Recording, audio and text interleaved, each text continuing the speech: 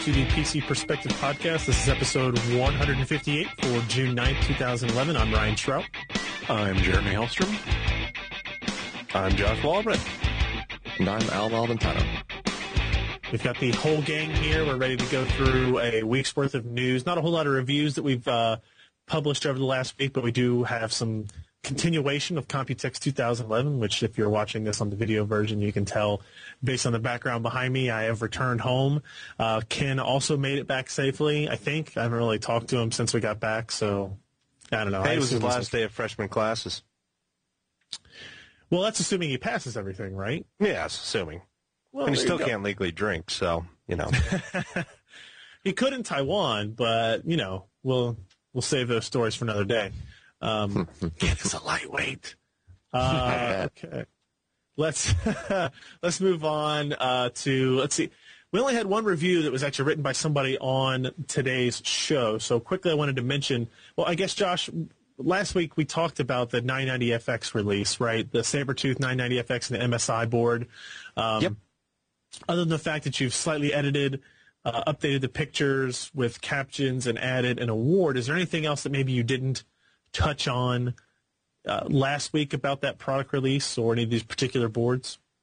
Well, the one thing we have to kind of get out there is that we don't actually have the Zambezi processor, so we don't know how these boards will react to this new architecture. We don't know if they're going to be hell on wheels. We don't know if there's going to be some show-stopping issues. Nothing Zambezi that we can really do. Processors. Pardon? Zambezi being the bulldozer processors? That is correct. Yeah, that's the full 8-core is the Zambezi is the code word. And also I guess that I talked to some of the folks from MSI, and they took rather seriously what Hard OCP had said about their board, some of the things that I had said, and they're apparently kicking a lot of hindtail in Taiwan with the design in terms of the software, the BIOS, and some things with the motherboard. So hopefully by the time we see Bulldozer, MSI will have a product that is more comparable to what Asus has out right now. But again, that's a lot of work in a pretty short period of time. Short being 3 months. So, nothing else new that has really come up. The AMD continually improves their AHCI drivers as well as the firmware for that. So I had sent Alan off a couple of motherboards featuring the SV850 Southbridge, and I'm hoping that he'll be able to, update the firmware on those, the BIOS mainly, and, give us some good information about how good or how bad he considers that SATA 6 controller to be. Cool. Another review that went up this week was another MSI board, the MSI P67A GD80. This is a Sandy Bridge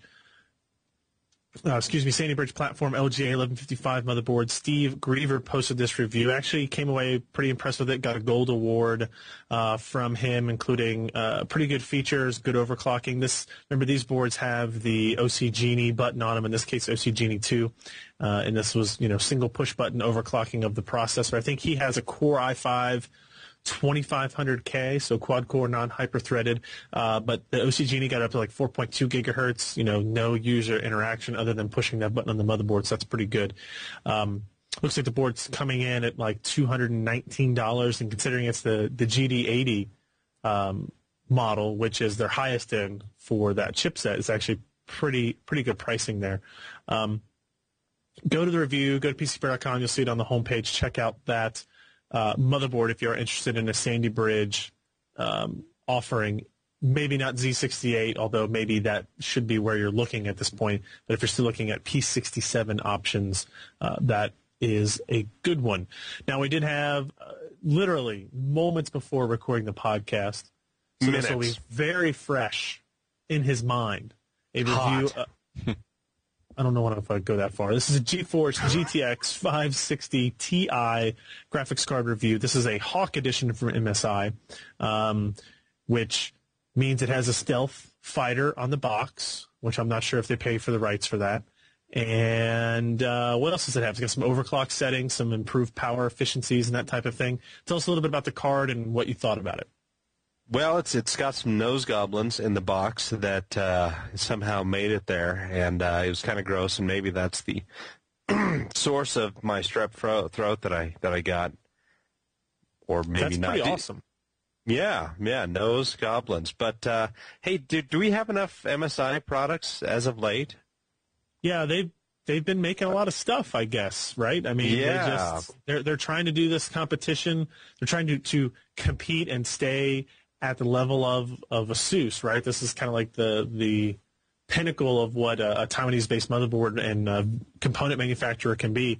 So pumping out the motherboards, pumping out the graphics cards. Don't be surprised if we're going to see more and more of their notebooks as well. So, but yes, anyway. Nice. Yeah, you can send me a few of those. Okay, maybe just one. How about just a netbook? No. Tablet? No. God, you're so Send him a cell phone. No, do no such thing. Anyway, as we go back to the long-awaited review, a year and a half ago, I reviewed my first Hawk item. It was a HD 5770. It was a pretty good card at the time, and I thought it was pretty nifty. It worked well. It overclocked nicely. It was better than the previous generation once you started to really overclock it. It offered DirectX 11, and, it was a unique cooling solution. It could overclock like, mad. And, this was a very, very interesting little product from MSI. Well, they've kind of grown, and they've evolved the design, and now the latest version is this N560 GTX-Ti Hawk, based on the ever-popular NVIDIA GTX 560 Ti processor. Now, the Hawks had previously been around the $200 mark. Well, this one kind of takes that up to $260+ dollars. This is not surprising, especially since the Hawk, the 560 Ti performs about as well overall as I'd say a lower end 6950 from AMD, and so the price range is about $230 to $300 depending on what kind of gold plating you want and how happy the people are with their products. Well, this kind of sits right in the middle. It's about $264 before any kind of instant or manufacturer rebates. And I went over this board, and so far I got to admit, I've been pretty happy. Right outside of the box, it was clocked at 950 megahertz, which is pretty dang fast, considering that the stock clocked 560 Ti is 822 megahertz. They haven't touched the memory, so it still runs at the 4.2 gigatransfers per second, or some people like to say it's 4,200 megahertz. It's a specially designed PCB. It's got two BIOS settings on there. A performance, which increases the fan speed, gives you better cooling. It also has an unlocker on there for voltages that you can really crank out the volts on these chips when you're using more aggressive forms of cooling, such as water and LN2. We have got some other special things. The cooler is the Twin Frozer 3. It's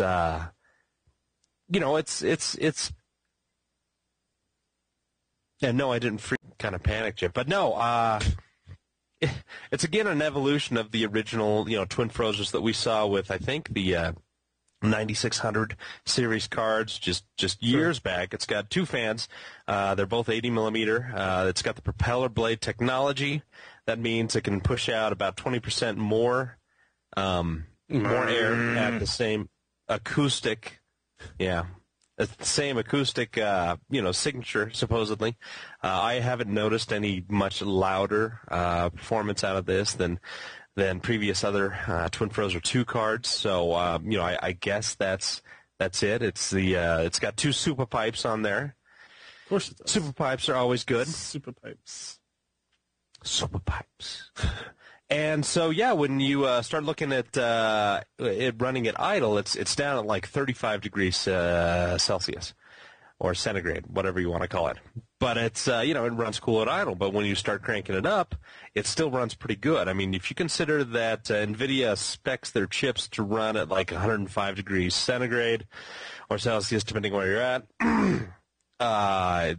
this thing running at, full bore overclocked at 77 degrees is pretty good. So MSI does a good job with their cooling. And once you start overclocking it, then things really start turning out nice. I was able to get over 1 gigahertz just slightly at the stock voltage, but because this card allows the 3 different kinds of voltage adjustments, once you start getting those out there, I was able to reach a final speed of 1,035 megahertz, which essentially means that the shaders were running at 2,070 megahertz, which is pretty dang quick. Yeah, that's fast. Even in the stock 950 megahertz overclocked, it was running as fast as the HD 6950, which is, it's the $250 card from AMD, and that's pretty impressive considering that the 560 Ti is essentially the same chip that powered the GTX 460. Just they tweaked it, made it work a little bit better on the TSMC 40 nanometer line, and made so that you could activate that last SM unit for the total of, 384 stream units, I believe. Right. But anyway, I was very surprised that it performed as well as it did. Not only that, but with some of the latest drivers, it was getting right up there around GTX 480 type speeds. So, it was a pretty impressive card right out of the box. Overclockers who don't feel like spending $500 for one of the GTX 580 Lightnings, this is certainly a good option for them. It's under $300. It runs cool. You can still overclock it. It runs pretty much every game fast. It may have some troubles with games at 2560 by 1600, such as I had with Metro 2033. Oh yeah, definitely. And part of that is some driver issues, as well as it's got a 1 gig frame buffer, and when you're running a application like that, you could be running out of not only just performance, but the amount of memory that it eats up. But otherwise, I thought it was good enough. It received a silver award, and I was very, very happy with it. It's not a small card. Got this sitting right here. And I feel like that guy from The Watchmen, the owl. Oh, yeah. Yeah, anyway.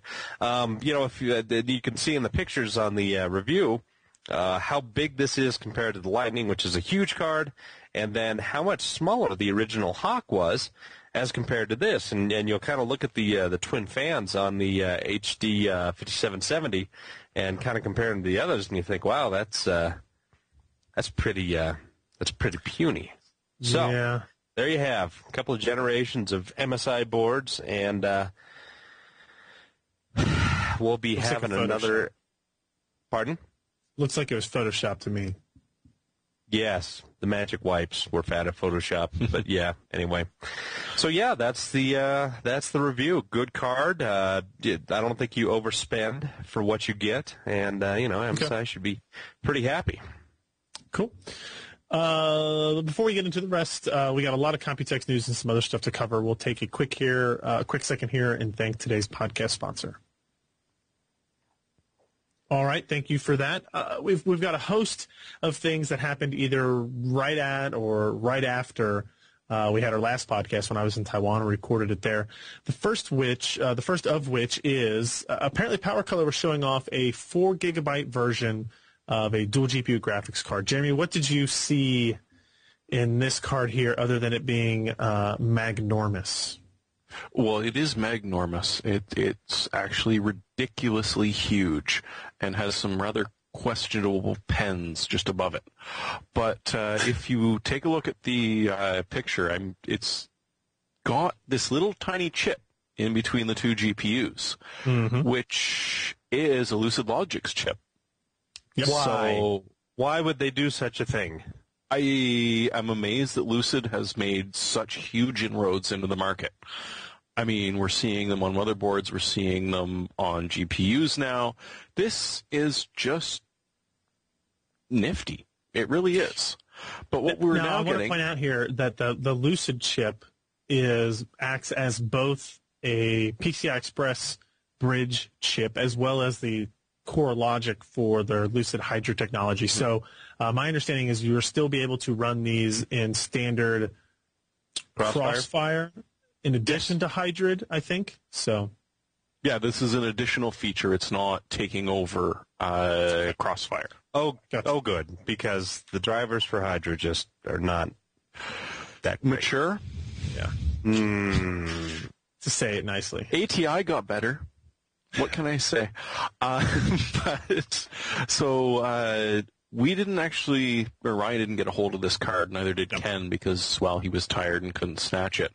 Tweaktown did, so they've got two GPUs that they're clocking at 880 megahertz. There's 4 gigs of memory on the board altogether, 2 gigs each allotted to each of these GPUs, which is effectively running at 5.5 gigahertz. Mm-hmm. Not too bad, but nice. It does come with a slight drawback. 525 watts. Including the 75 watts coming from the PCI Express, there are now 3 8-pin connectors on it. Seems reasonable. Yes, absolutely, completely reasonable. I'm sure every power supply on the planet can support that. It's not necessarily going to use 525 watts, but the capability of 3 8-pin PCI Express power connectors and the power coming over the PCI Express bus does kind of bring us to that total. Yeah. Hopefully they're not going to try to use all of it. Well, if you don't feed it enough power, they wouldn't, or if they didn't need that much power, they wouldn't have stuck the third 8-pin. They would have gone with a 6-pin. Probably. So I'm not quite sure that there's that many power supplies out there short of the kilowatt range that actually supply 3 8-pins. You can definitely get some that are smaller than that that will come with. They ship with 4, 6, or 8-pin connectors in order to do SLI on graphics cards, and you can find those in the 650, maybe even 600 watt. The problem is, can they actually supply that with the processor and all that kind of stuff reliably if this card even uses close to that much actual power? Yeah, even, perhaps maybe it's only going to be seen on Furmark. It's quite possible, but hey, yeah. You don't know. How big was it? I'm assuming those odd orange things in the corners are pens. Yeah, well, I mean, if you just take a look at the PCI Express by 16 connector on there, you'll see that it's huge. Tiny. And it has the raised PCB profile that we've seen on, what are those, the MSI Lightning cards, right? We saw that on the GTX 580, I guess. Yeah, that they just need more PCB space to handle VRMs. Yeah, so it's an interesting card. I mean, because keep in mind that the current Radeon 6990 is a pair of 6950 GPUs crossfire together. This is 6970, so it will obviously be faster.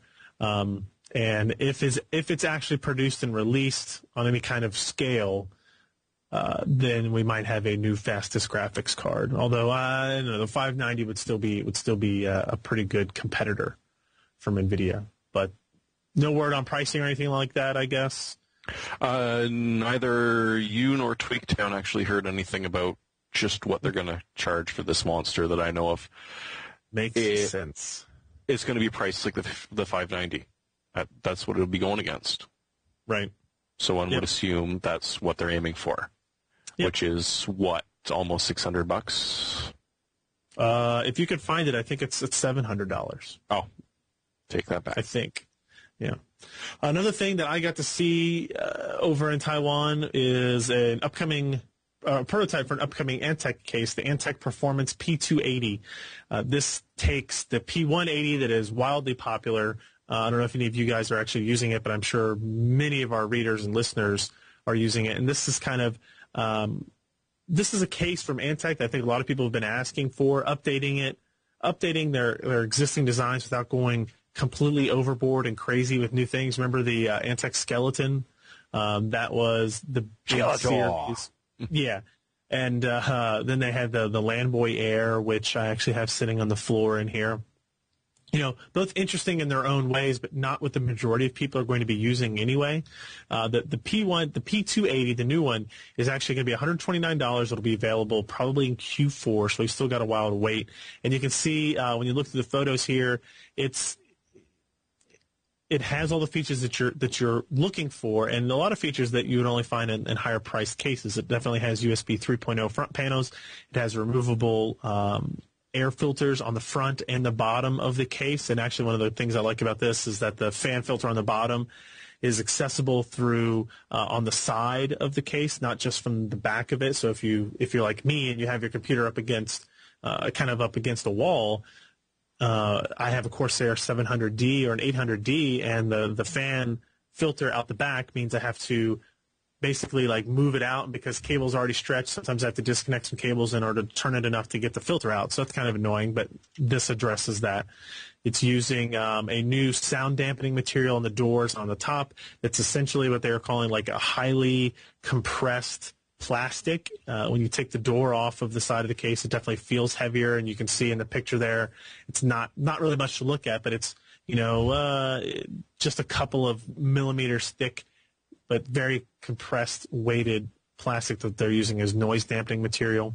They've got sliding, screwless hard drive cages, screwless optical drive cages. They've got 2 built-in slots for SSDs, 2.5-inch drives, things like that.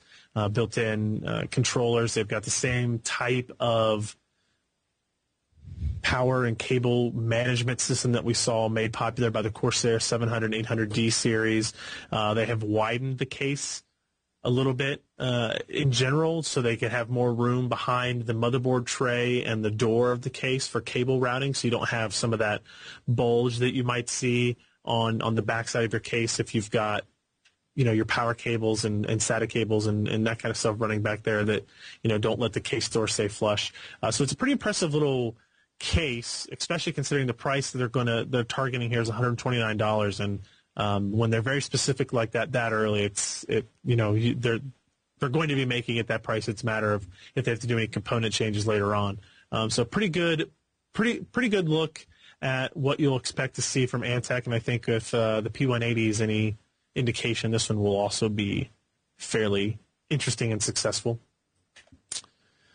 On the motherboard side of things, we did real quickly. We looked at ECS. Nothing drastically new here. We talked about a lot of motherboards last week. We talked about the Socket 2011 boards, X79A, that kind of stuff. What I saw was interesting here was actually on their upcoming 990FX motherboard. This is the A990FX-M-A board. There's 2 interesting features that I thought I'd point out here and see if you guys thought were interesting enough. You notice the second photo in that news post shows a raised 8-pin PCI Express connector for your processor. No, that's EATX 8-pin. EATX, Yep. 8-pin EATX connector for your CPU. And it's raised, I don't know how to explain it. It's just like a longer connector that raises it above the level of the heatsink next to it so that you don't have to worry about jamming your fingers down into a tight space or scratching your fingers on the edges of a heatsink or something like that. It's one of those things. Well, that's like, wow, that's really nice because I have more than a couple of those connectors that they actually hook together, and they've got that clip on the front that snaps in, but on the back it's got that little thing that you can make sure it comes together. And I'm sure somebody can read sign language who's watching this is thinking I'm saying terrible things, but it keeps that cleaner, and you don't have to worry about dislodging the heatsink or cracking off that stinking socket.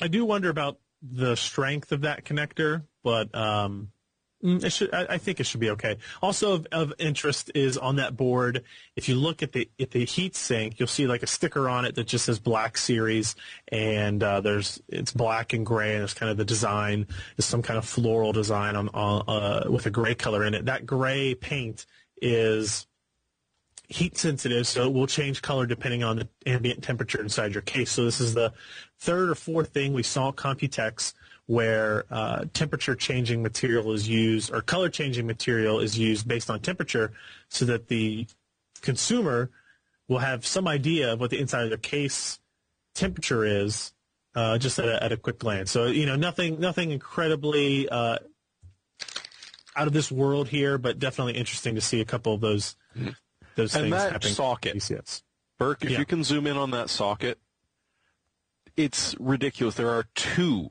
release pins now with instructions that this one is opened first and this one is closed first. Yes. Socket 2011 is insane. It's gonna be huge. But hey, it's an enthusiast part. With a 2 kilo heatsink, probably. Yeah. 2 key. Who's opening stuff? I am. You're always making noises. You got a mute button on your mic there? You know that? Well, I know how to use it sometimes. Sometimes like you're not supposed to. Another motherboard allotment that we saw was at the MSI booth, and this was interesting. I forgot to bring this up last week, I believe. Did we talk about MSI showing the first Gen 3 PCI Express motherboard? Obviously not, I guess. So this is actually a Z68 motherboard. So this is a current generation Sandy Bridge motherboard, the Z68A GD3 G3 model in parentheses, that has enabled PCI Express 3.0 simply by adhering to the PCIe 3.0 specifications. And so the performance actually goes from 16 to 32 gigabytes. There's actually a typo here in the story. 16 gigabytes per second to 32 gigabytes per second for a full by 16 connection. Now, keep this in mind. There are no PCIe 3.0 graphics cards in the market. And as far as I know, there are no PCIe 3.0 storage controllers on the market either. Is that right, Alan? I mean, I don't think there's anything really out there yet. Not that I've seen yet out, no. So, but they did say they had seen performance improvements on this implementation, on this board, even when using current generation PCI Express-based SSDs. And they said it's really the only place right now where you're seeing performance benefits. They were talking somewhere in the 10 to 15% range. So nothing, mind-shattering here. But it's probably a drop in latency. That's what's helping it out a little bit. Even if it's not going faster, there's latency on the motherboard, on the back end side of it.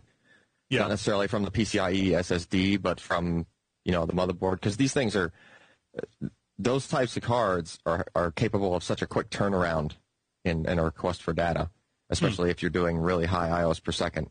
Then you're going to see you'll see something where the motherboard itself or something else in the path might have been the bottleneck. Interesting. A couple of other things in the graphics card market from MSI. We just talked about the GTX 560 Ti Hawk.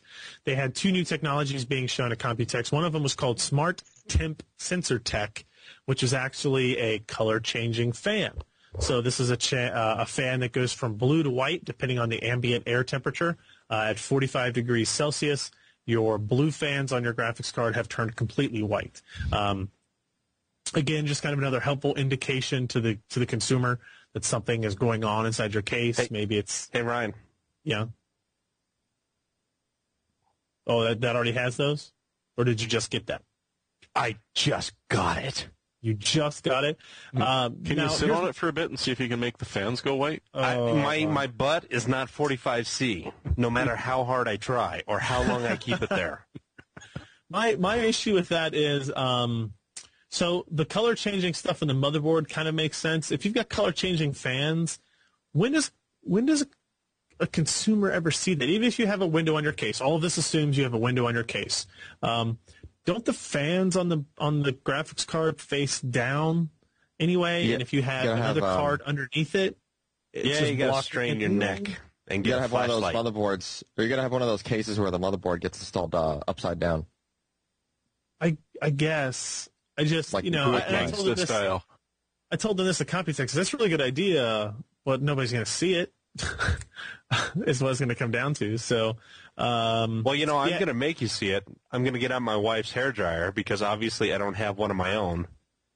right? Yeah, And I'm going to turn that bugger white. You should make a video about it with your fancy new camera. Terrible. It does. It's the Michael Jackson of video cards. Also, in new tech in the graphics card is what they're calling dust removal technology. This is Called a vacuum cleaner. it's an card interesting goes both capability. ways. The fans spin both ways. So the first 30 seconds when you turn on this your system, the graphics card fans will spin in the opposite direction. And then after 30 seconds, they will spin back in the correct direction, cool the heatsink, and cool your graphics card as you would expect. The idea here is in that first 30 seconds, it would be blowing air and dust particles out of the heatsink and out of the fan area in general back into your case, technically, but removing it from the graphics card before resuming operation, spinning at the regular air intake, and bringing all that dust back in. So I'm curious if this is actually going to work, how much it's going to work. I'll be curious to see how Josh is going to figure out a way to test this. Have you seen my office? Yeah, well, yes.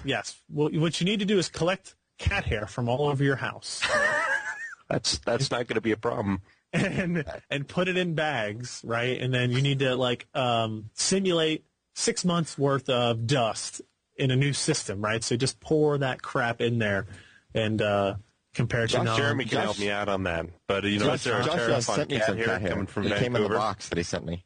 Yeah, it's finally getting warm here, so I think I can harvest about a half a cat worth.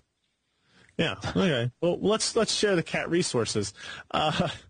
So that'll be interesting to see. Also, they demoed Afterburner Mobile running on Android. So anybody who's a fan of the MSI Afterburner overclocking application for graphics cards next month. Actually, maybe this month they will have an application for your Android phone that will work with that as well. I know Josh was looking forward to testing that. So Yeah, because I've got so many cell phones here that can test that out.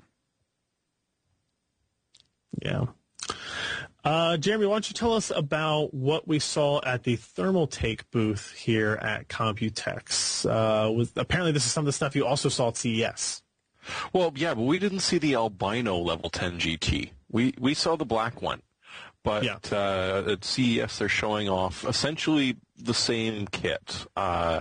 Which So white is level the new 10. black, right? This is true. Just ask Up to Corsair. Yeah. and including the headsets, because the all-important headset rest is on the side. Apart from that, it's a brilliant case. It's huge. It's not quite as crazy as Level 9 was, with the completely and totally separate thermal chambers. This is a little more together, and in fact, I looked around and found Josh and I's old look at the original one. So essentially, it's just you've got a couple of color choices with it, and in the white, it does look kind of snazzy. A lot better than some other computers do when they're all in white. Yeah, I agree. And inside of this was installed something that was a little bit nastier than the Frio OCX that Josh and I saw scratching the top of piano at CES. The Frio GT, I think, is even bigger. And the OCX was huge. The OCX was probably the size of two fists put together and taller. It was ridiculous. So again, you've got a card that they're going to be selling for under $100. It can fit two fans. Now, I'm not sure. Are those 80-millimeter fans? I'm assuming they're not 120s. I don't know. But it's got two fans side by side in between the heatsink sandwich. It's just ridiculous. You gotta love it. It's That's essentially one two heatsink, heat all sinks four- side all by four side, fans. melded into one. You know what they say? Happily, excess is never enough. Yes. and this is going to be under $100. So it's and they're I think they're claiming a 300 watt cooling capability on this thing. I did ask the question. I said, so are you going to, maybe validate motherboards and cases that will work with this one? And they were pretty much like, no, this is an enthusiast level part. You better do your research before you buy it, type of thing. And not have a whole lot of other components, I guess, in your system. Yeah, if that thing slips loose and hits your GPU, that's taking your card out. Yeah. It's, on the plus side, you should be able to cool just about anything that comes out for a little while. Perhaps also as effective, but not quite so extreme, the Thermaltake is also jumping into self-contained water cooling units, like we've seen Corsair do recently. So the Big Water A80 is what looks like some fairly stiff tubing, which I'm assuming is hiding the water cooling radiator built into a fan. Right. And one assumes this is CPU. Correct. Yeah. It's a CPU cooler. It's meant to compete against the H50, H60, that type of thing. This is not a Ace Tech or Cool It design. Apparently, Thermaltake was very adamant that this was their own design. So they would be able to offer it perhaps at a lower cost than the other options as well. And they think that their performance was on par or better than with those other options too. And again, they stress that this is going to be a fairly reasonable price. You're not going to have to invest a whole lot of money into this to just be able to try out a self-contained cooling system. Yep. They also had a nice little USB-controlled power strip. At first glance, it looks a little gimmicky. It's a power strip. Yay. It's got 4 plugs, 5 or 6 plugs. It's hard to tell when one's blocked. And you can't twist them. You can't do anything with them. How come it looks like they're screaming? Because they are. Something is about to get shoved down there. And it's a wireless USB control. So what you can actually do is there's a little USB remote control. You push it, and a couple of the plugs on this power strip are power savers. A couple of them are always on, so they'll always be on. But the power savers, boom, and it shuts off the power. So you don't have to worry about something sitting there and sucking whatever amount of wattage it's sucking for standby power. You can completely shut it off, and you're not looking for a plug. You're not looking to unplug something manually. You're just looking for a remote control. And lastly, there it is right there. There's a little remote control. Mm-hmm. So, hey, $30 or $40. It's a surge protector. It's got a couple of always on for the stuff that you want to keep alive. And for the rest of it, boop, and it's off. Yep, it's interesting, and I think it still might be a little gimmicky, but could be interesting. You know the problem with that Frio GT? It's enormous. Well, on June 20th, 2011 at 7 a.m., it becomes self-aware. Nice. That's okay. It won't be able to fit down the hallway, so it won't chase us. No hallways with that one. Nice. AMD brings back FX branding for high-end CPUs and motherboards at E3. I got to be honest with you. I really didn't even know this was creeping up on us. There's box art and everything out for the AMD FX 8-core processors. I'm guessing what we're looking at are Bulldozer, Zambezi native octa-core unlocked processors. I guess that's pretty much it, Josh. Anything else to add here? I see red. It's there. Yeah. Red, I mean, not a whole lot of information is out, but we've kind of hit the rumor mill, and I haven't been given any specifics, but what I've heard is that B0 revision came back and it was not good. B1 they were hoping that it would be a whole lot better, and it turned out to be not good. B2 they thought was going to be the shipping revision. I don't know if that's the case anymore. Now it kind of sounds like they're pinning their hopes on C0, and I'm expecting, August before we start seeing really anything from Bulldozer. Disappointing, but not unexpected. All right, Alan, Corsair recalls entire Force Series 3 SSD line cites hardware defects. Now, I thought that I read that it was only the 120 gig version, but did you hear differently, or is that the only one they had released? That was the only one they released. Oh, that's why. Well, that's the entire line. Yeah, so it's pretty much the only one that they were shipping, they were called, and they weren't shipping it for that long from how it sounded. Root cause of this was there was a hardware, just like a bad design with the reference board. Actually, the reference board design that SandForce pushes out to all the manufacturers. So you have somebody that's like Corsair, for example, they just want to take this drive and make a SandForce-based solid-state drive, right? So they get some negotiation with SandForce, and they say, okay, we'll send you this many chips for this price, and here's your controllers, and here's the board that you use, and here's how you wire it all up, basically. Well, there was a problem with that, and it somehow got through Corsair's QA, whatever kind of testing was going on there, and it made out into the wild. It was weird, though, because I guess the way that kind of failure is, I don't know, I don't have, like, specific details on the exact failure, like what it was, but it was something where the drive was working and then it wasn't. So it would just... I blame OCZ. Well, I mean, for a defect kind of thing that's hardware, like at that level, you'd expect it to just sort of not work, like out of the box, right? I see. As opposed, DOA as opposed to... Yeah, it should be DOA as opposed to it just works for a little while and then, that sort of thing is usually like a heat-sensitive thing, something like that. That's not really something that's going to just be like a design, like a PCB design flaw, like at the, at the layer, at the level of like the plans they got were like bad. Sure. Right.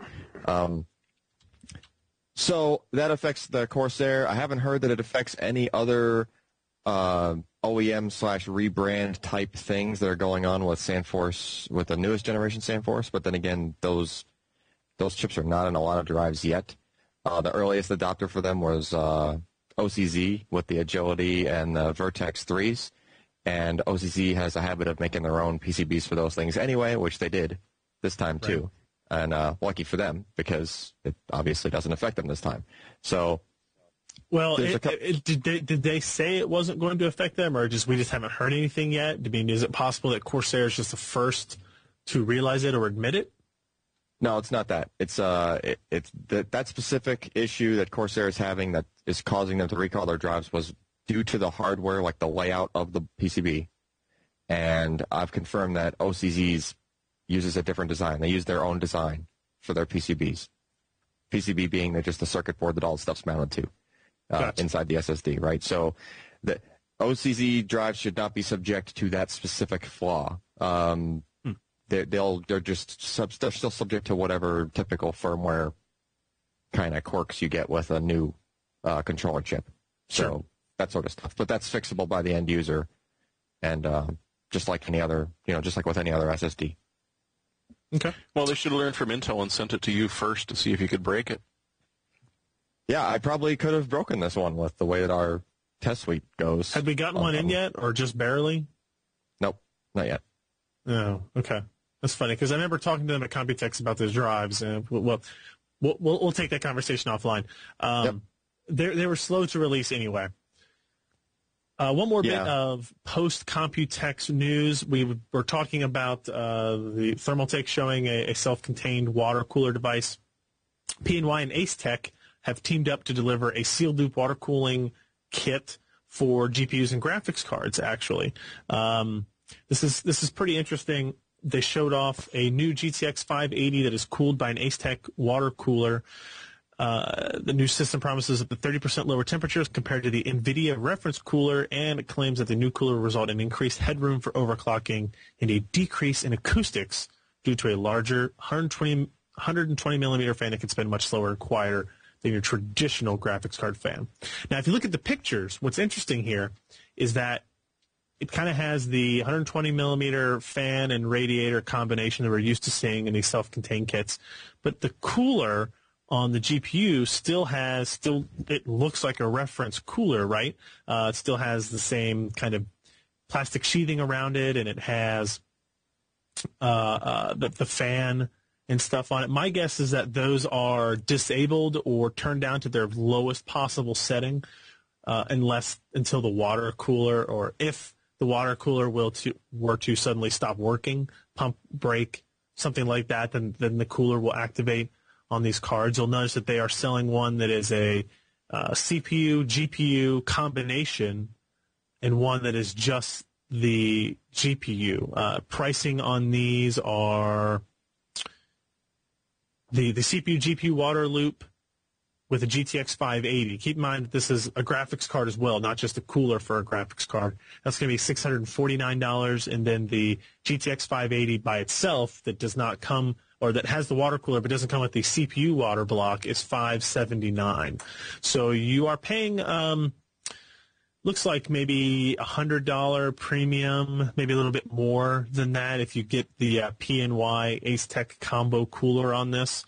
But at $649, it's not so bad when you're talking about $80 extra to add in the CPU water cooling on that as well. So we've had a lot of questions and inquiries about why they don't offer things like this for GPUs, and generally, they're still not offering it for GPU. It's still not something that you can just install on any graphics card, and that's only because the mounting mechanisms for water cooling equipment on GPUs varies greatly from graphics card to graphics card. And not only that, but from manufacturer to manufacturer, as Alan found out recently when we sent him a card that he was going to use for a test bed that didn't quite match up with the reference water block. Right? So, Blame Ken.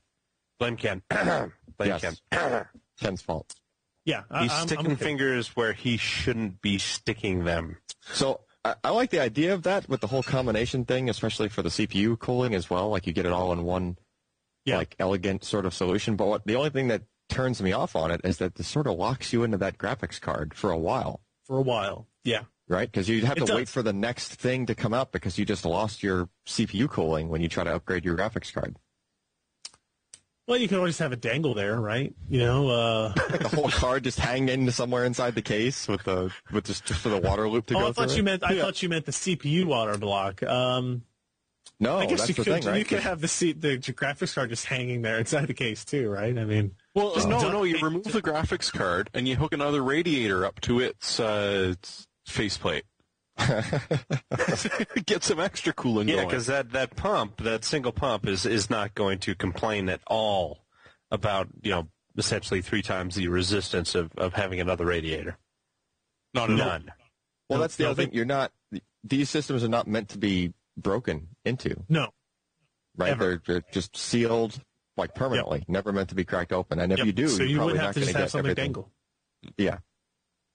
Oh, come on. I remember AMD telling me straight out, never use thermal paste. The heat sinks were not designed to be removed. Josh, you have listed here in the show notes a just delivered for a large nifty video card. Is this the card we already discussed? Yes, of course it is. But, something else that is unique about this card is it's got a 3 gig frame buffer. What Nice. you gonna tell me the name of what we're holding up, by the way? Oh yeah, it's the MSI N580 GTX Lightning Extreme. Excuse me. How many X's are in that? I think only one. They seem rather conservative in their there's spelling 25 E's. Extreme. Extreme. Someone was on the toilet when they were writing the PR for it, so I find that to generally be the case. But, all right, so I think we're going to have a review of that sometime shortly. Just trying to. It's not turning white. It's not going to happen.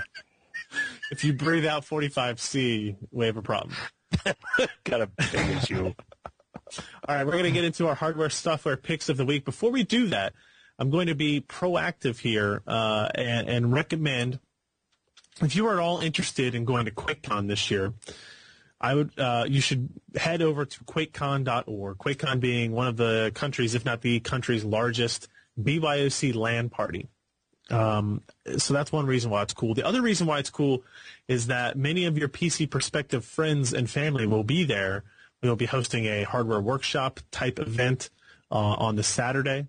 Again, this year, this will be our third one, which basically entails me standing up on stage, introducing some people from the industry to show us cool things, answering some questions maybe, and throwing a bunch of shit out into the crowd and trying not to kill anybody. Process. So we've had some injuries in previous years. Luckily, no dim modules through the face or anything like that. But hey, maybe we'll have what was the big hit prize last year? It was NVIDIA Snuggies. Join the cult. Yeah, we had NVIDIA Snuggies. Probably 30 there were of some them. fisticuffs. People were doing handstands for the Snuggies. I could hold up a Snuggie and like a GTX, 470 graphics card, and this was last year, right? And people would take the Snuggie. I don't really get it, but I don't know. That's what we had to work with. All right, hardware and software picks of the week. QuakeCon.org is a website to go register for that. It's a whole lot of fun, plus you get to hang out with us. I have listed here, you can see my gold bar. Now, this is unfortunately not the gold bar that I got out of the vending machine, because if this was a gold bar I got out of the vending machine, I wouldn't be sitting here talking to you guys. I'd be out spending money. But you can see it looks kind of cool.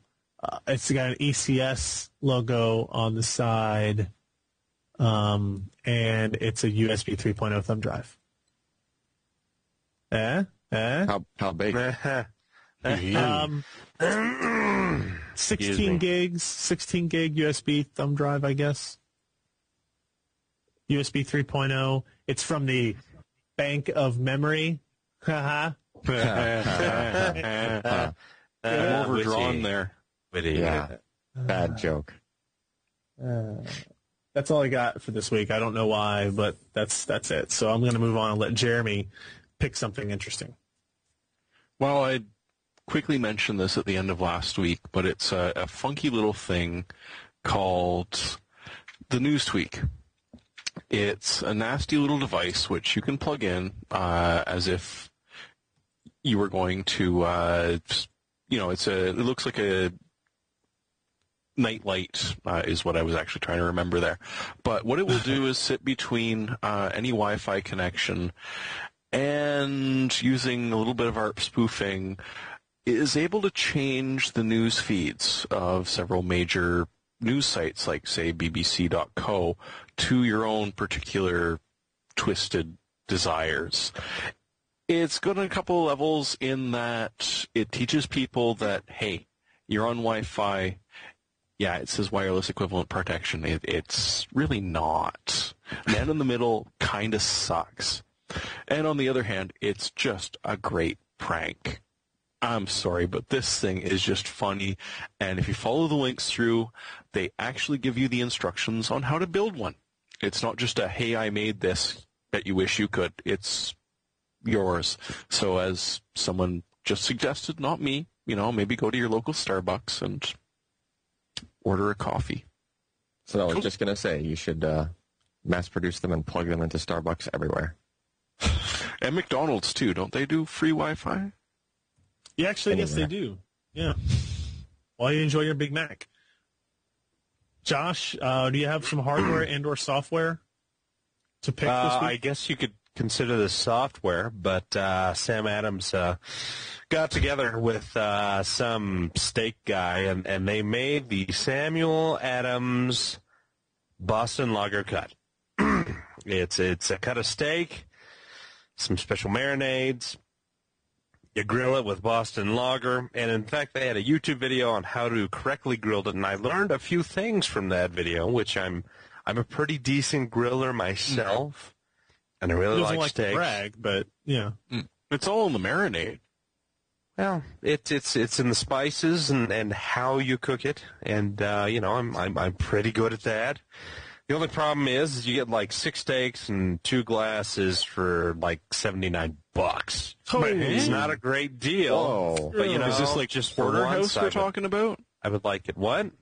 Is this porterhouse we're talking about? What kind of cut is this of steak? I am not entirely sure, but it's this strange, interesting kind of caramelized, Where do you malty, hoppy steak thingy. You have to go to But I just want to try it because I have less money than sense, which is kind of sad in many, many ways. What? How do you get this? Like, it's steak. It's not like you. You never had steak shipped? You can get them in dry ice. Shipped? And stuff. Really? Dry ice? Okay, yeah, cool. they get them styrofoam, get in dry ice, and they ship it to you. Wow. Yeah. They do 7-day shipping though, so it's guaranteed to be fresh. Yes. That's it. Okay. There you go. Interesting. Alan. So, one of my picks, I guess I'll just make it the pick. Okay. So Intel came out with the 320 series solid-state drives recently, about a month back. We looked at it, reviewed it. We're amazingly impressed by it. And at the time, it had a 3-year warranty. I would presume that was because it was their first crack at 25-nanometer flash memory in a shipping product, and they just weren't really sure how their yields were and everything. Mm-hmm. I guess between then and now, they just said, you know what, the memory's good enough. We're just going to say it's going to last, or the average person, 5 years. So they retroactively just said, Omni Domini, any 320 series SSDs have a 5-year warranty. So if you own them, then congratulations. You just got 2 more years of a warranty. That even applies to if you were using it, because remember, the 320 series was also spec'd for enterprise-level use if you wanted to, right? And so that spec does still hold, even with the 5-year warranty. However, there's some limits on how much writing you can do to the drive. So in other words, there's like when you pull up the SSD toolbox from Intel and you can read some of the smart attributes of the drive with that tool, one of those attributes is how much data was written. So there's a little tripwire where if you've written enough data over the drive's lifetime to actually have worn out the flash, and that was the cause of the drive failing, then yes, you have avoided the warranty because you just wore the thing out, just because of use. But any other reason, warranty for 5 years. Interesting. Retroactive improvements and warranties I can appreciate, so that's good. Yep. I guess that's it. That's gonna no emails, no voicemails, no unhappy callers. I just completely blanked on the emails. I don't feel like going back and looking and finding them live now, so we're just gonna have to suffer through another week without them. But hey, if you want to send them, podcast@pcper.com, toll-free telephone number, U.S. and Canada, 1-888-38-PC-PER. You can even leave a voicemail complaining that your previous voicemails weren't answered. We look forward to that kind of stuff if you happen to send them in. But yeah, send in your questions, send in your inquiries, maybe suggestions on what new features and ideas you might like to see implemented on this wonderful podcast. Would you like to see more frequent swapping of guests? Are you tired of hearing from me, maybe Josh? Would you like to hear from Ken or Steve instead? You're stuck with Josh. So is my wife. Talk. Man, yeah. It's like a marriage we have here anyway. So share this podcast with your friends, pcper.com/podcast. Let them know if they want to stay abreast of all the latest information in the world of PC technology and hardware, that we are the place to go. Twitter.com/Ryan Shrout, Twitter.com/PCPer, Facebook.com/PCPer. All of those places are where you can find us. And, of course, PCPer.com/podcast. So we will close out the show, and next week I will be recording from a different part of the country yet again, but inside the United States of America. So is it a vacation or an actual, No, event? it's another work trip. I'm going to Seattle for the AMD Fusion Developer Summit. Ooh, nice. Week. Ooh. So we not will a vacation. See how Good, because I was going to get an airline ticket and come kill you. Well, then you wouldn't get paid anymore. So think about that first. God. Oh, choices. All right, so that's it. We'll see you next week. I'm Ryan Shrout. I'm Jeremy Hellstrom. I'm the magical swipe, Josh Walrath. And I'm Al Malventano. Thanks for Unicorns. Listening. It looks like a Mickey Mouse show. Sparkle. Sparkle wipes.